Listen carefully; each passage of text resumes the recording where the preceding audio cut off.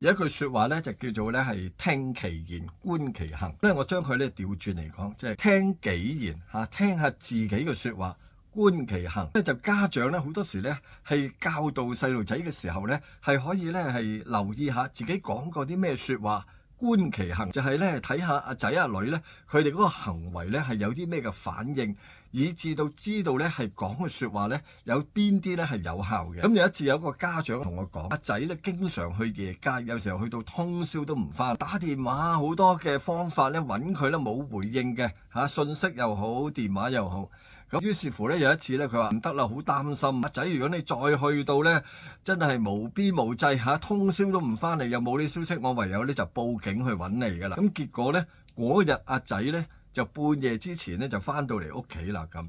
佢話咁不如蕭老師，我以後都用呢句説話。咁我話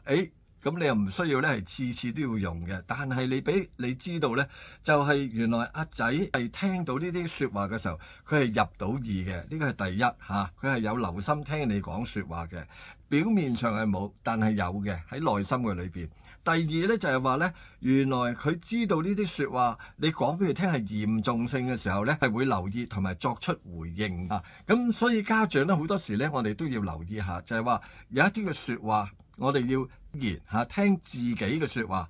觀其行嚇，就係睇下咧細路仔佢嗰個行為嘅改變同埋回應係點嘅。我哋記得呢啲説話，以至到我哋將來咧，我喺教細路仔嘅時候咧，可以重複再用。記得點讚關注哦。